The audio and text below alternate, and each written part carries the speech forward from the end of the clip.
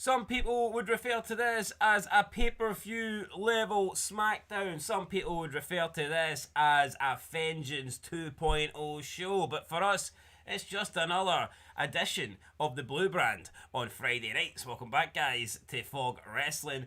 Great matches, some massive Vengeance rematches. But this is what you got. This is what SmackDown was. Big matches, big stars, big moments. And you got it every single week on free TV. Not only do we have Benoit and Eddie Guerrero once again stepping in the middle of the ring, we got John Cena and The Undertaker. 2 rematches there from Vengeance. And if that wasn't enough, we're getting a fucking 15-foot steel cage match with Vince McMahon, the owner of the company, taking on the former owner of the WWE Championship, Brock Lesnar. And I'm sure we've got some other good stuff on this show. What a SmackDown, what a card. I can't wait to get into it. We've got the Basham brothers getting whipped. We've got... Alright, enough said. I mean, there's a reason I didn't mention that to start. There's a reason I mentioned it, because I need to bring us back down to earth. But I tell you what, I've touched the stars here with this show. This is what wrestling should be, shouldn't it? Yeah, no, this is just one brand. Yeah, but look at this match card. This is, I don't care any era. What you can say, the Attitude Era is the best era of all time. I agree with you. But for me, I think this card would not look out of place on an Attitude Era pay-per-view. Oh, aye, absolutely. Especially the 3 main matches. I mean, yeah. Benoit and Eddie are, in terms of technical wrestling, that's a classic. Anytime you put those 2 together, you're getting a classic. You're getting John Cena versus The Undertaker, the current Hall of Famer, you know, the current big dog, the number 1 guy in the company. Versus the upcoming future star. Obviously, we knew John Cena had potential back then. We didn't quite know how big he was going to be. And then you've got Lesnar versus McMahon. That could be a card on any show, any it could year. Be. No, my problem is though, right? Of people of today in 2025, they look at these match cards, right, and they say, but it only goes 3 minutes till there's a screwy finish with a DQ. Who gives 2 shits? No, but look at this. No, who cares though? Yeah, no, but look at this SmackDown, and then look at the one that was on last in 2025. Like Gargano versus Eli Dragunov. I rest my case, guys. You know what I mean? Like they'd rather that for 20 minutes than, see with Brock and McMahon. I knew going into it we weren't going to get a 20-minute wrestling match. Yeah. Because if that's what you're expecting, but who wants that? No. Leave that to Guerrero and Benoit, and that's what we began with. Alright, it wasn't quite 20 minutes, but we do get Guerrero Benoit, a Vengeance rematch, and all hell breaks loose. You get Rhino coming back out trying to screw Benoit. You get Tajiri coming out, getting involved, attacking Eddie Guerrero. And then we have Sergeant Slaughter, of all people. Wasn't really expecting this, but the Sergeant came out and announced a tag team match. You want to fight? How about we make this match? Tag team match. I thought he was going to make it a fatal 4-way. Yeah, so, I mean, I think we probably will get that, maybe for the belt at some point. That'd be good. Yeah, that could happen. Maybe a pay-per-view or something, I don't know. Or yes, they didn't wait the pay-per-views to give you good matches, so we'll probably get it next week. Right, anyway, it was Chris Benoit and Tajiri versus Guerrero and Rhino. And Benoit gets his win back on Ladino Heat. He makes some cross out after Rhino was put through the tarantula. So good spot where it looked like he didn't make the tag, but he did make the tag. But the referee saw it. Yeah, Guerrero didn't see Guerrero fucking didn't see it, because Guerrero hits the frog splash on Tajiri and he thinks he's got it won. But little did he know that Benoit was the legal man. We then go backstage with Josh Matthews and Angle. Angle says tonight, Lesnar, he's his friend, even though he's a bit of a big, angry, dumb giant at times. He says that he's heard rumours of this guy, scotch tape, 2 midgets, and a picture of Justin Timberlake on his wall. Yeah, I think it was Kurt Angle trying to channel his inner Rocky Johnson, or Rocky Maivia, or The Rock. Aye. The people's champ, brother. Yeah, Josh Matthews, gay, potentially. I mean, I wouldn't be surprised. Yeah, Kurt Angle trying to out him here, but Kurt Angle says that him and Brock will fix things tonight. We then got a SummerSlam Elimination Chamber promo. Looking forward to SummerSlam, should be a great show. We then see Matt Hardy attacking Zach Gowen last week, and then we get Nuncio with Stamboli and Palumbo versus Gowen. The rest of the FBI get kicked out from ringside, and then Matt Hardy and Shannon Moore do commentary. Some pretty good commentary here. Matt Hardy was ripping the piss out of... He puts ketchup on one fry at a time. Oh, yeah. That would be a waste of red sauce for me. Yeah, just too time consuming as well. Yeah. After the match, I mean, Matt Hardy screws. I mean, Nunzio needed the win here. He needed help to get the win, and then Matt Hardy comes in afterwards and beats up Sat Gowen and then hops on one leg as he raises his hands in the air. So Matt Hardy doesn't like Sat Gowen. Yeah, and I think it's going to get worse for Sat Gowen next week, though. Matt Hardy has one more leg than Sat Gowen. Yeah, and he was just pretending to be Sat Gowen. He was hopping about in one leg. On this day. I tell you what, though, Sat Gowen's having some decent matches here. No, honestly, I said it last week, I'll say it again. For a guy with one leg, he's as good as you could get. It's actually fucking mental how entertaining Sat Gowen matches are.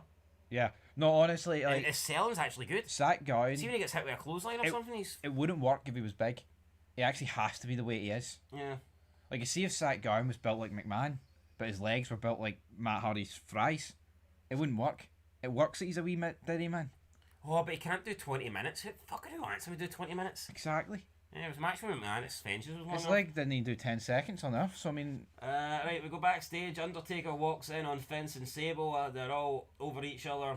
Undertaker basically gives Sable the eyes and tells her to fuck off. He calls Sable or his oral hoochie, and then Vince explains that... Oil hoochie. Was it oil? Well, that's what it says here, oil. I've got oral.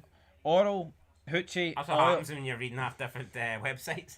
I think Good oral oil. would make more sense. No, I mean... Yeah, well, either or, McMahon. I mean, I'm sure there's oil involved in some capacity, but... Taker's no happy, and he says that if McMahon was a member of his family, he'd be battered and bruised. Why doesn't he bat him anyway? Well, that's a good point. Guess he did try to do the whole ceremony on Stephanie. Yeah, because he says he doesn't like what McMahon did, getting a big £360 or A-train to run over his own daughter. And then Vince says, well, if you don't get out of my face, maybe you'll end up on the shelf, just like Steph. So Taker and McMahon can see the I feud. remember when Taker shoved fucking JR's face up McMahon's arse. Alright. That wasn't very nice The to Taker. McMahon ran about with the hat on. Oh, great. And maybe that was his punishment for being racist. I know. Anyway, You're gonna taste my shit, pal. I like this. This was pretty good. And then we get Funaki literally pulling on the collar here of McMahon. McMahon, speak English. Brock, walk. So Brock, walk the Brock. So Funaki takes McMahon to Brock, and Brock's just been laid out, and McMahon's like, what the hell happened? Then he looks at Kurt. And Kurt's that like sadistic backing off. look. And Kurt's just backing off like it wasn't me, but Vince is pointing at Kurt. He thinks that Kurt did this. See McMahon's facial expressions, man. Honestly, second to none. Yep, then we get Cena versus Taker, another really good match, and every match these guys have had have been good. This one was good, the Vengeance one was really good, and the one before that as well, where Cena beat Taker in the tournament. Brilliant match, by the way. So, I mean, Cena, people say, oh, it's a shame we never got Cena versus Taker. I agree, we never got Cena versus Taker when Cena was, like, solidified as a top guy. We got it in 2007, though. A tag team match? No, they had a one-on-one match. Did they? Mm-hmm. Raw or SmackDown? Raw. Well, either way, no, but like, these matches have been great. No, I would agree though. I mean, I think Cena Taker, they did miss a trick in the early 2010s. I think even before that. I know you said they had one on Raw, but they never had a pay-per-view match around that time. I know, but it's hard for two guys on two different brands. That's just what happened then. No, that is true. The 2018 match was a joke. Yeah, because Taker was always on SmackDown because, SmackDown was just his show. And then Cena was always like the main guy, so he was always on the A show, Raw. So they just never really had that match, which is unfortunate. Everyone else kind of moved. I mean, I guess it could happen in those were Mania 23. See, when you think about it, those are the two guys that just never really moved brand. Yeah. And I liked it. Once he got to 2005 and Cena became the top guy, I know they moved Cena to SmackDown one night, but then moved him back an hour later. But even Triple H got moved to SmackDown. That time went on that. And I never seen that coming. No. But see, good stuff. I like when people get moved a bit and it was surprising. Yeah, but now it doesn't even matter. Imagine McMahon died in 2008 or something, and Triple H took over the control while he was still wrestling, and he was the booker. Do you think he'd have moved himself to SmackDown? Not a chance. Definitely not. Anyway, I thought Triple H's run on SmackDown was a bit refreshing. Yeah, SmackDown was good at that point. You had Jeff Hardy, Edge, Taker. I tell you what, people bash those years. Fucking the Raw guest host years. Fucking get me over the day. No, I honestly see. See, back then, the problem is, going into 2008, 2009, at that point in time, yeah, they were probably the worst years that we'd watched. If you'd maybe I don't know. Even maybe, then, no, I think there's a case of some of those years like you'd be getting better. Like I think Jericho Michaels is brilliant. Yeah, but like back then, you were like, not too great. But when you compare it to now, it's like, holy fuck. I watched SummerSlam 2008 a couple of months ago and it was fine. No, I mean, it was better than fine, it was great. The intro's great. See the promo package, it gets you hyped. Aye. It's like a 3-minute intro and it shows you. They're driving the boot and it's Hollywood. And I fucking miss them. Anyway, let's move on. So Cena gets the win. A-Train comes out, attacks Undertaker. Cena then gives Undertaker the FU, and Cena gets the win. I mean, not 100% clean, but he beat him with his own move.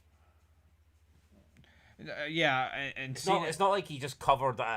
He didn't get a cover over like a move for A-Train. He actually. Yeah, it is setting up A-Train Taker at SummerSlam, which again I think that's two. I mean, honestly, 2 years in a row. Taker took on Test last year, and he's taking on A-Train this year.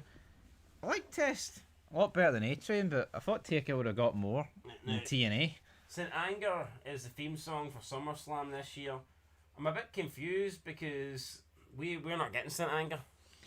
We're watching the 2003 Satellite Edition. Yeah, we're getting some dubbed in shite, which is sad, but it is what it is. St. Anger, hold man. Then we get Jamie Noble versus Doug Basham, with Danny and Shaniqua. The numbers game comes into effect. Noble picks up the win. Billy Gunn makes a save. Billy Gunn, Jamie Noble, what's going on this there? entire feud is just to do with like foursomes and then you've got the Bashams and Shaniqua and it's just about weird sex. How many people can McMahon fit in a bed? That's the question. I mean, McMahon is probably shot on all 7 of these people.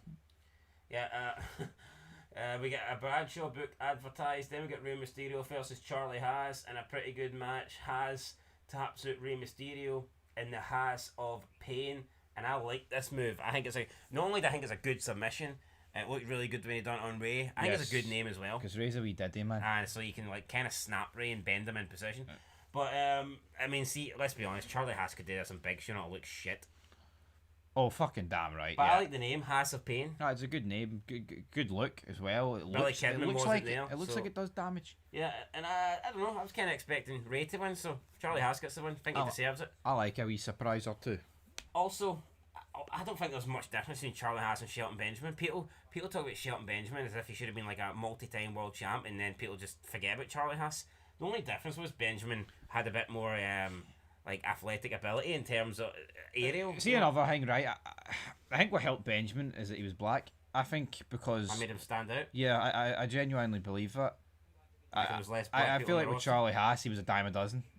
Like in terms of look, I feel like Shelton Benjamin, in terms of athletic black guys, at this period, there wasn't a lot.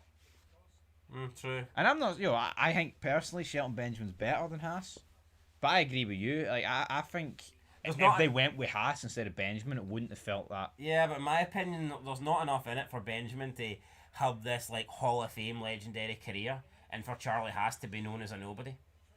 I agree. Because I think we see in later years when Haas does impersonations, he's got a bit more charisma than. Yeah, listen, it's not like Shelton Benjamin's Michaels and Charlie Haas is Jannetty. Yeah.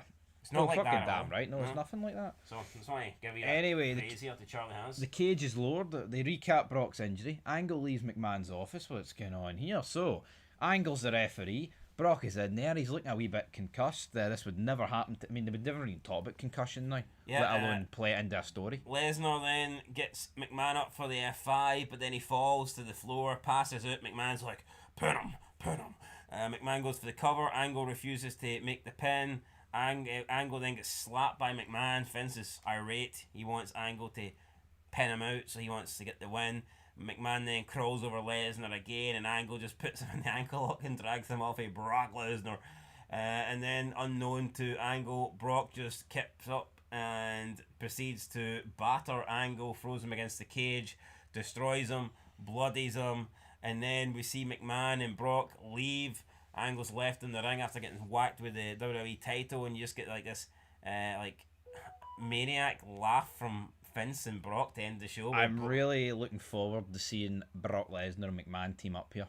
Yeah, I wish we'd seen it more. Brock's a natural heel. Just doesn't really work as a face. Yeah, I think he's a decent face, but you're right. Heel is where it works with Brock. Heel is where it works with McMahon, and I think these two firing like Make-A-Wish kids and sat down flights of stairs over the next couple of weeks. I'm looking forward to it. Sign me up. Anyway, great SmackDown on paper. For me, it delivered. I mean, yeah, there might be a few things I'd maybe tweak, but this ending was something they hadn't done before. No, I thought it was. And seeing wrestling, I've got to give credit for that. Seeing I see something that's not been done before to that point, got to say fair play. No, it was a great show. I'll get an 8 out of 10. I'll get an 8 out of 10 as well. What more can you really ask for? I mean, if you throw in like a TLC 4-way for the tag belts, maybe that's like an extra, but... You're not asking for much, are you? Holy shit. I know, but...